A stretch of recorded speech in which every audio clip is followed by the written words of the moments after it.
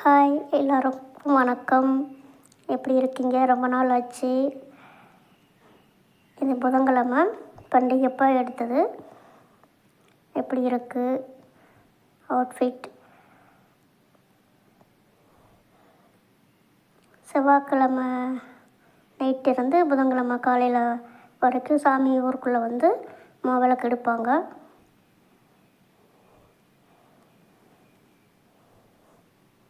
நான் பாருங்கள் பண்டிகைக்காக கண்ணாடி வளையல் போட்டிருக்கேன். யாருக்கெல்லாம் பிடிக்க சொல்லுங்கள்.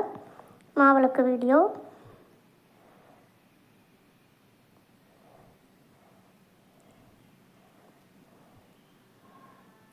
இன்னும் லாங்காக இருக்கிறதுனால இது பண்ண முடியல, சாமியெலாம் கவர் பண்ண முடியல. பாதி தான் இது பாருங்கள். ஈவினிங் வந்து பூங்கரகம், அலகு குத்தி வர்றது எல்லாம் வரும் வரிசையாக.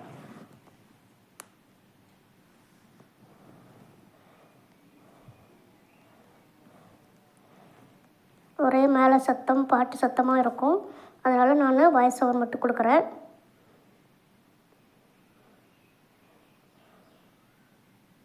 யாருக்கெல்லாம் பிடிச்சிருக்கு கமெண்ட் பண்ணுங்கள். இனிமேல் ரெகுலராக சமையல் வீடியோ வரும். சப்போர்ட் பண்ணுங்கள், சப்ஸ்கிரைப் பண்ணுங்கள். இந்த பொண்ணு டான்ஸு பாருங்கள். அதுக்கப்புறம் வந்து நைட்டெலாம் அளவு எடுத்துருவாங்க. 10 மணி 11 மணி ஆயிரும். அப்புறம் வியாழக்கிழமை வந்து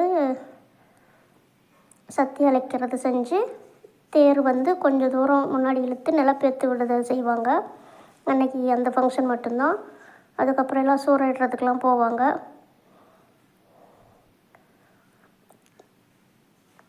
தோட்டத்தில் இருக்கிறதுனால எல்லாமே எடுத்தால் 2-3 நாளைக்கு போடல வீடியோ. இது கொஞ்சம் கொஞ்சம் தான் பண்ண முடிஞ்சது. இதுக்கு பின்னாடியே வந்து அளவு குத்து வரும் பாருங்கள். அது தெரியலன்னு நினைக்கிறேன், லாங்கில் இருக்குது. கரகம் எடுத்துகிட்டு வந்துட்டுருக்காங்க.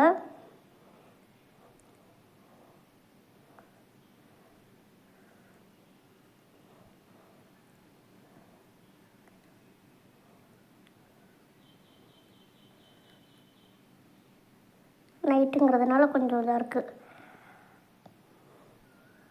கோயில்கிட்ட இருந்து நல்லா வெளிச்சம் இருக்கும். இது தூரமாக இருக்கிறதுனால.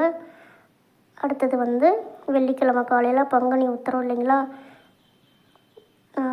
முருகர் வேலுக்கு அபிஷேகம் பண்ணி பூஜை பண்ணினது உத்திரத்து அன்னைக்கு. பவர் கட்டுனால அபிஷேகம்லாம் எடுக்க முடியல. அடிக்கடி பவர் கட் ஆகிடுச்சி. மழையும் வந்தது. எப்படி இருக்குது பாருங்கள். பால் கல்கண்டு போட்டு வச்சு அது பழம் மட்டும் வச்சுட்டேன் பிரசாதம். அன்றைக்கி ஈவினிங் தேர் இழுக்கிறாங்க. முதல் நாள்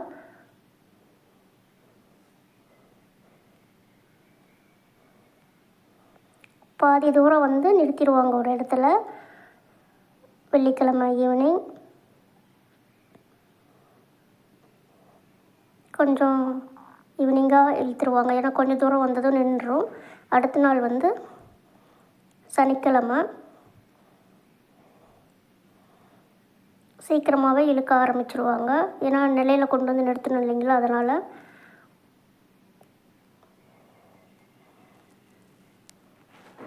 பாட்டுக்கு நல்லா டான்ஸ் பாருங்கள்.